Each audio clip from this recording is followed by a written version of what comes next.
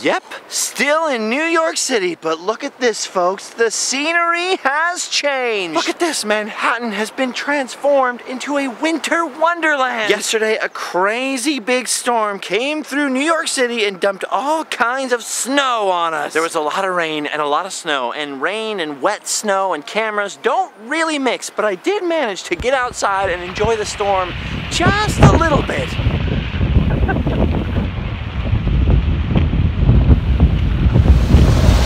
The big apple. The big frozen apple. Just a little bit cold outside. Look at the snow. Oh my goodness gracious. It's a little Christmassy out here. A little Christmassy. I'm dreaming. Okay, the snow calmed down for just a minute, so I decided to spend a few more minutes outside. And I created a friend. Look, it's Snowy. The snowman. Do you want to build a snowman? Kinda, sorta, really did. He doesn't look too excited about being built. As you can see, things have calmed down quite a bit today. Almost everyone survived the storm, except for, tragically, my little friend Snowy the Snowman. I left him right here, but he didn't make it. Is that his head? I don't want to know. Too gruesome. Boy, all this snow sure makes it feel like Christmas time out here, doesn't it? Which is perfect, because we can finally talk about the elephant in the room. I, of course, cannot come to New York City without talking about one of my favorite Christmas movies, which was filmed right here, because look at this. We are standing in front of the world-famous Plaza Hotel, New York's most exciting hotel experience, as seen in the movie Home Alone 2, Lost in New York. In the very beginning of the movie, in the background, in the McAllister house, Kevin is watching Ding Dang Dong, where the contestants get to stay at the fabulous Plaza Hotel. So of course, when Kevin gets to New York, this is where he's gotta stay too. In the movie, we see Kevin walking up the sidewalk right there and up the stairs into the plaza. Now, I have friends who are in New York this week, and I got invited to come along the trip, but I almost didn't come until my friend mentioned that they'd be staying at the world-famous Plaza Hotel, and that if I came to New York City,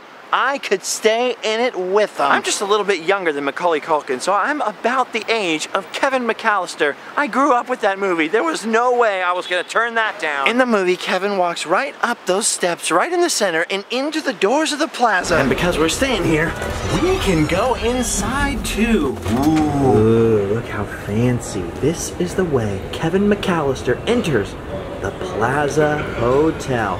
He comes walking along this way and into what's known as the Palm Court. Gotta be quiet, because this part of the hotel is a restaurant now. This is where Kevin turns to his right out of those doors and comes walking down this corridor here. There's a shot looking up at these famous glass chandeliers. And understandably confused because of how big this area is, Kevin asks for directions. Right in here, he asks the gentleman, "Excuse me, which way is the lobby?" And that gentleman says, "Down the hall and to the left."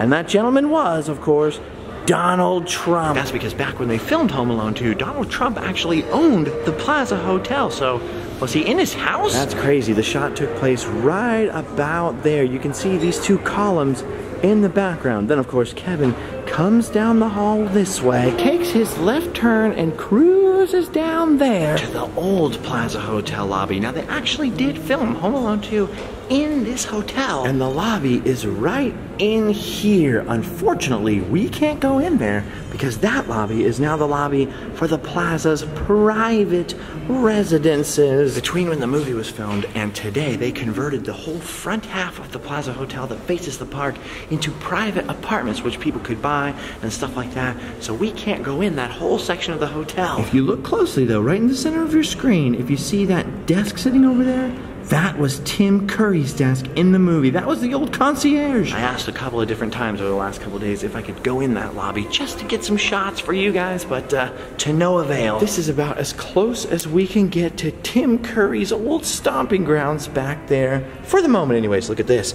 This was the old hotel lobby counter right there. That's the lobby where Kevin slid across the floor once they found out about the stolen credit card and right into the elevators. Supposedly, Donald Trump liked the look of the lobby with no carpet since they pulled it up for the movie. He never replaced it. Anyway, the doormen keep giving me weird looks, so we better move on. We may not be able to get up to Kevin's room, but this is still pretty awesome. Now, as you can tell, this is a pretty swanky place. I would never, ever be able to afford to stay here on my own. The minimum price for a room at the Plaza is somewhere in the neighborhood of $300 all the way up to $900. And from what I understand, the most expensive room, the penthouse suite, is like $40,000 a night. $40,000 a night. That's a car. Oh yes, very swanky and fancy indeed. Look at this. If we go outside the hotel, this is where the limo pulls up. Kevin asked Tim Curry if his transportation has been arranged, and he says, of course, sir. A limousine and a pizza. Sounds like a pretty good day to me, right? Then, of course, once Kevin gets in the limo, what does he ask for? He asks the driver, know any good toy stores? And then, of course, the driver takes him to Duncan's Toy Chest, maybe the coolest toy store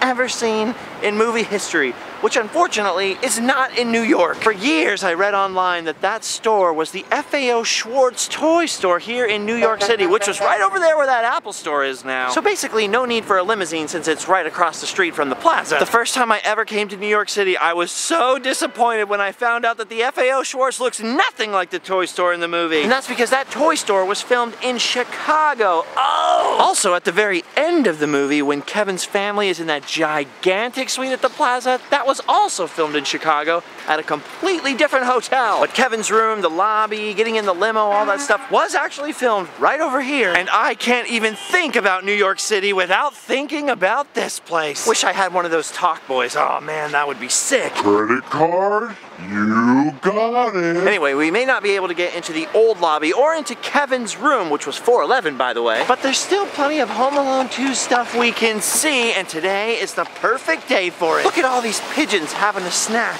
Remind you of anything? Right across the street from the Plaza Hotel is the world famous, the wonderful, the historic Central Park, where Kevin gets his first look at the Pigeon Lady. Seriously, that's her name. She has no other name in that movie. Landscaping wise, it looks just a little bit different than it did more than 20 years ago when the movie was filmed, but the bird lady was standing just over there, just to the right of the bridge. You can see why this is a popular spot for bird ladies, because there's still quite a lot of birds here. Kevin comes walking down this path right over here, right next to the bridge, and this is the angle from which he first sees the Plaza Hotel. Then, of course, he notices all the pigeons, and he very slowly turns around and notices the Pigeon Lady. Then he just says, sick. Not like sick, that's awesome, you know, like, ew, sick. And then he bolts and runs for his life this way. This beautiful bridge, which by the way is called the Gapstow or Gapstow Bridge. Not sure how to pronounce it, I don't live here, I'm a tourist. It's also where they filmed the very end of the movie. I know it's kind of getting ahead of ourselves, but I'm just gonna go in geographical order instead of, you know, movie order here. When Kevin sees the turtle doves up in the suite at the end of the movie with his family, he comes down here and finds the Pigeon Lady. In such a touching, beautiful, wonderful scene. And meanwhile, Buzz was handing his dad the room service bill. Then of course we see that shot of the Plaza. Kevin!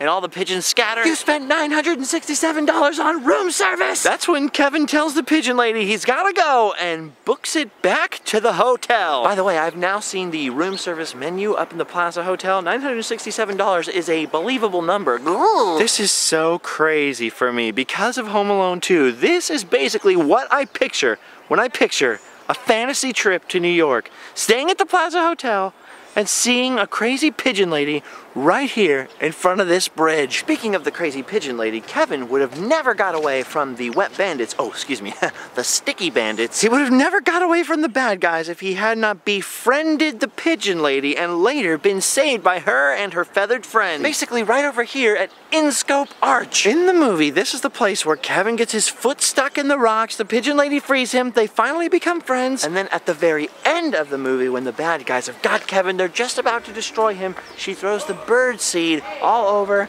and the birds attack Harry and Marv. At least it's meant to be this arch in the movie, but there's one glaring problem. In the movie, there's a stairway right over here. And in real life, there is no such thing. Not only is there no such thing, I checked old historical photographs. There is no trace of there ever having been a stairway right here. Not to mention that none of the rocks match up at all. Believe me, I spent days trying to figure out why this didn't match up. Then I remembered that a giant chunk of this movie was filmed out in Los Angeles. You know the brownstone where Kevin's attacking the bad guys with all his traps? Filmed back in Hollywood. So I started to wonder, could the arch in the movie also have been filmed in Hollywood? Then I really started to think about it. I went back to some old articles where they talk about training the pigeons for Home Alone 2 back in LA. Then I started really examining how the arch isn't perfectly a match for this one in the movie, and I'm more and more convinced that that scene was actually shot on a soundstage with a recreation of this arch. Believe me, every archway like this, every tunnel, every bridge in Central Park is well documented. There's lists of them online. You can see pictures of all of them.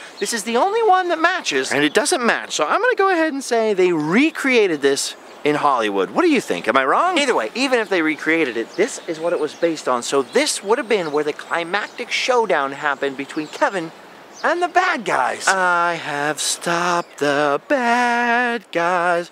Drop some paint cans on their heads. Smash their faces.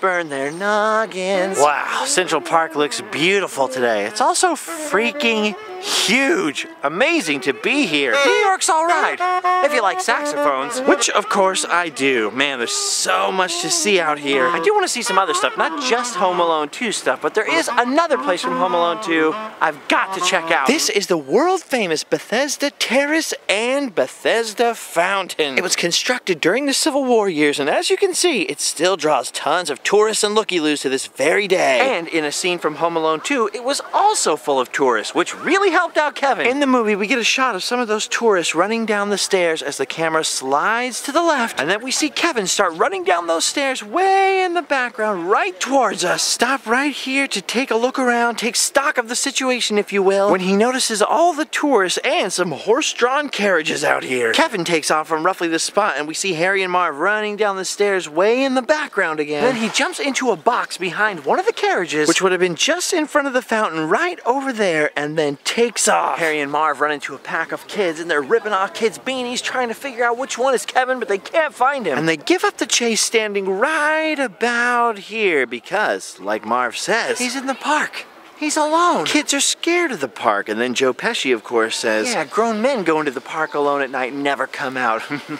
Trust me, if you were my age when that movie came out, it was an iconic film to you. Still an iconic film for many, many kids and adults today. So when Kevin gets in that carriage and takes off, you're like, yes. By the way, horses and carriages aren't actually allowed down here on these paths, so that was totally just a movie thing. And speaking of movies in general, and Christmas movies in particular, Bethesda Fountain and Bethesda Terrace aren't just famous for Home Alone 2, they were also featured in the movie Elf. This is where Santa Claus crash lands right up there on top of the terrace, and where they're standing around Santa's sleigh when they realize they're surrounded by the Central Park Rangers. Oh, they're staying on the naughty list for sure. Gosh, isn't this beautiful up here? It's gorgeous. But no matter how gorgeous a place is, you can't always escape graffiti. Here's a piece from 1945. Turns out vandalism is nothing new. By the way, speaking of the movie Elf, there's something I forgot to mention the other day. Remember when I showed you guys this apartment building across the road that was Spook Central in the movie Ghostbusters? Well, it turns out it was also the apartment of Buddy the Elf's dad, Walter Hobbs. Wow, just think, somewhere up there, Buddy the Elf was making spaghetti with maple syrup. No wonder Walter Hobbs was on the naughty list if he lived in Spook Central. Maybe he wasn't Walter Hobbs at all. I am not Walter, I am Zoom. There's actually a great shot of Walter Hobbs leaving the building right here. Man, James Caan was out here. You know what that means? That's Sonny Corleone's doorman right there. Sweet. Of course, after Buddy makes his family breakfast, they leave him on his own, and he gets lonely. So what does he do? He tracks down his little brother, Michael. Turns out Michael's school was right around the corner here at the York Preparatory School. This is the doorway where Michael and his friends come out of school. And right across the street is Buddy the Elf. He's sitting right over there on those steps and starts screaming, Michael! Michael! Michael's friends are like, do you know that guy? He's like, no, let's just keep walking. This is the stoop across the street where Will Ferrell as Buddy the Elf was sitting here waiting for Michael. You can tell because of this very distinctive curve to the right on this side of the walkway. And I also know for sure I'm in the right spot because this lovely lady just came out of the building right now. And she's like, what are you doing? I was like, looking for Buddy the Elf. And she goes, oh, he sat right here. According to my calculations and the screenshot for the movie, Buddy was sitting on the 4th step down, which means he was sitting right up here. Ooh, Buddy step. Oh yeah, pretty good spot to wait for your brother. Michael!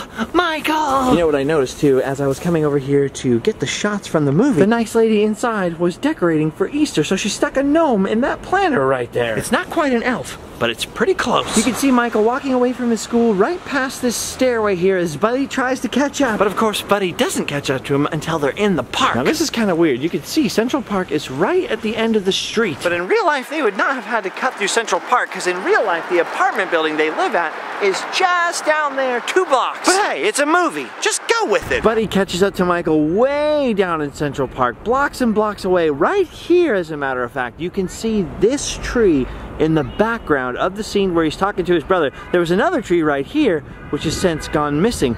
But this is more or less the path that they were walking down. Wow, you're fast. I'm glad I caught up to you.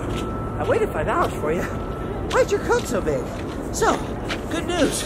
I saw a dog today. Have you seen a dog? You probably have. So, how was school? Was it fun? Did you get a lot of homework? Huh? Do you have any friends? Do you have a best friend? Does he have a big coat too? All of a sudden, Michael stops right here and says, go away. And that's when it happens. That's when somebody pelts Buddy the Elf in the face with a snowball. Ow! Son of a nutcracker! There's a whole pack of gnarly kids up on this bridge right here chucking snowballs at him. That's when Michael says, run! They come running along this way. You can see this tunnel thing archway in the background. And they head right towards the guys chucking snowballs at them to run under the bridge. But there's still even more guys chucking snowballs over here. This is where Michael and Buddy the Elf take cover right here against this rock. I can't match the angle exactly because of this fencing they put up right here, but it's somewhat like this. You can see the same crack in the rock there above their heads. Michael says, these guys are bad news. We better get out of here. And Buddy says, you know what? We could take them. Start making as many snowballs as you can. So of course, the camera kind of goes this way for a second off of Buddy, and when it comes back, he's got a huge pile of snowballs right here. In the movie, there's actually another fake rock set up right here, so it's hard to line up the shots exactly, but this is where Buddy pops up and just starts chucking snowballs. Dang, that's actually a very beautiful bridge. Look at that thing. It appears to be all cast iron. Wooden slats for the walkway. Wow. Kind of awkward to maneuver around with all the fencing they've set up. But that's where the famous snowball scene went down, right over there by that beautiful bridge. Of course, the best part is that one of the bullies gets away and Buddy throws that final long distance finale snowball. And somewhere down there, boom, takes him out. All right, one last set of things I have to see in Central Park before I leave the park alone. Because another one of my favorite movies of all time did a little filming in Central Park right over here. It looks all wrong and different without grass and, you know, leaves on the trees. But this gentle slope here was used in one of my favorite New York movies of all time. It's another spot from the Muppets Take Manhattan. I am a huge Muppet head. So it's super awesome for me to be out here because right here on this hill somewhere sat Kermit the Frog and Jenny. Kermit was bummed out because he had just gotten kicked out of the world famous Sardi's restaurant over there near Times Square. And he's sitting here on this hill with Jenny saying, no more schemes, no more plans. I feel like a phony. I just want to sell my show. That all happened right here somewhere. And they also had a fake bush set up so that Piggy could be hiding behind it, peeping on Kermit. She's a peeping Tom. The shot is of them sitting over here, more or less in this area, overlooking the giant lake. And to cheer Kermit up, Jenny suggests they get a little exercise. That's when Piggy pops up out of the bush and goes, dear Lord, not jogging. Pretty hard to jog in this kind of slushy condition here. But this is more or less the spot that they come jogging along. It's hidden by trees now, but you can actually see the Dakota in the background where John Lennon lived. And of course was famously shot. It's right there. Piggy's trying to keep up with them. Kermit and Jenny are jogging along. Doo-doo-doo. Jenny says, come on, let's go this way, and hooks her right past this pole. And Piggy comes up and grabs it. Right about here. And that's when she realizes she stuck her hand on some gum right here. She's looking at her hand going, oh no, when a guy comes up from that direction behind her and steals her purse. He takes off running down this path here. And that's when Piggy turns around, finds a guy sitting on a bench and goes, excuse me, may I borrow those those for a moment, and she starts chasing the mugger on roller skates. Almost all of those chase scenes were shot right over here in this same area. There's great shots of the mugger running, being chased by Piggy all along these paths. And of course, Kermit and Jenny can't help but notice Piggy because she's screaming, "Ah!" at the top of her lungs. And several times the mugger thinks he's getting away, including once where he's running down this hill over here, actually back right towards Bethesda Fountain, which they don't show in the movie, but they do show him running down these stairs right here, right along this way and turning in front of those rocks down there, thinking he's safe, when all of a sudden Piggy comes along screaming, "Ah, ah, ah, ah, ah," and our little mugger friend takes off again. The chase actually doesn't follow a straight path much after that. As a matter of fact, the epic climax of the chase is nowhere near Bethesda Fountain. I had to look for it for 3 days. I was looking all around this area, at every rock over here, trying to figure out exactly where Miss Piggy catches up to the mugger. I could not figure it out, and it turns out that the reason I couldn't figure it out is it was nowhere near here. It was way south, all the way across the park, kind of way back down by the Plaza Hotel again. Not only was this way far away, but in the movie it gives you the sense of being isolated all by itself, surrounded by trees, so I wasn't looking for any rocks near to playgrounds and restrooms. But this is where the Piggy versus Mugger showdown took place. Dude, I was so excited to find this. You have no idea. In the movie, the mugger pops up over that corner there near those people and then comes running down along the bottom of these rocks. Once again, these fences are making it kind of hard to line it up. But this is more or less the angle he comes running over these rocks here. He actually almost eats it right down here, which is pretty funny. Then he runs along the bottom of the rocks. Just along this way, you can see why he almost eats it. It's very uneven terrain over here. Anyway, he runs along the bottom of the rocks, right past this sort of chunk of boulder, which you can see right here, then comes to rest more or less right here, leaning up against this rock. And right about in this area, with this crack going up behind his head, he starts digging through Piggy's purse, pulling out all kinds of stuff, a hairdryer, some underwear, a whole bunch of bras, and then last but not least, a hacksaw. When he hears it, the Piggy scream. Where's it coming from? All of a sudden, from up over the top of the rock, Piggy jumps down, lands right on top of the mugger. She's screaming at him. The police come over. What happened here? And the mugger's all sweaty and confused. He's standing right over here by this crack and he tells the police, "She stole my purse." All right, good one, buddy. Let's go. Dude, that all went down right here. A scene from the Muppets Take Manhattan. Dude, I love the Muppet movies. That movie is so funny. Written and directed, by the way, by Frank Oz, aka Fozzie Bear, aka Miss Piggy, Grover, etc., etc. He also wrote and directed, I don't know if he wrote, but he directed another little movie in the 80s called Dirty Rotten Scoundrels, which is also one of my favorite movies of all time. Dude, Frank Oz is the man, and he's also the woman because he's Miss Piggy, and she kicks that mugger's butt. If you come out to Central Park, this rock is right across from these restrooms over here. Just down along this way is the carousel, right down that path. So if you come down the path from the carousel towards the restrooms and look across the road, this is the distinctive rock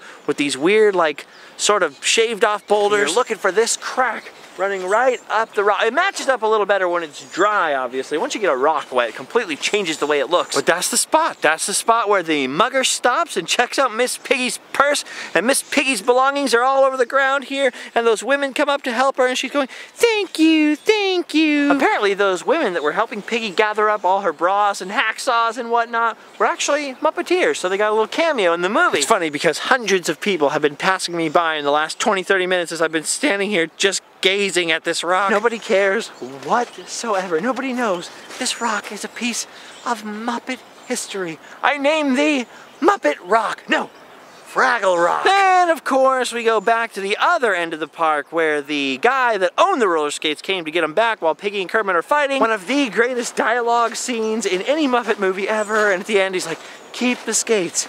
Keep the skates." You gotta watch The Muppets Take Manhattan. Super funny. After that, Kermit and Piggy hop into one of those horse-drawn carriages and take a ride through Central Park. There's a whole weird live-action Muppet baby sequence. It's pretty cool. Definitely gonna have to come back here in the summertime or when the weather is a little warmer and the trees are a little greener and come back and line some more of this stuff up and do just a whole Muppets Take Manhattan video, I think. That's one of my favorite scenes. I had to find that rock. I had to find it. It wasn't on the internet anywhere, so this is the spot right here. Okay, it's getting late. We're running kind of long, but there's one last thing I have to show you. And it's nothing like this. It's a totally different thing, but it is related. Last but not least, I can't leave Central Park without showing you guys this. This park bench here gave me all the feels. I got the big lump in the throat, because this bench here has a very inspirational dedication to the joyful life of Jim Henson, who loved this walk in the park. Whew!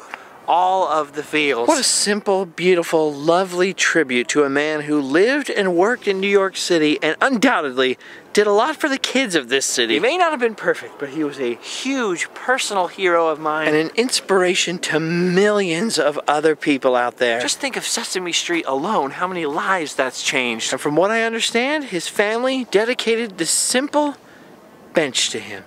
So beautiful. Okay, I gotta get away from this bench before I actually choke up and my eyes get sweaty. All right, guys, we've had a lot of fun today in Central Park. But Central Park is ginormous, and seeing all these spots has meant walking up and down and up and down, and it's freezing cold out here. Time for this California boy to leave the park and seek some shelter. But you know what? Given the amount of awesome things we've seen and done today, I think it's safe to say we've done our duty. It's time to hotel and sleep well.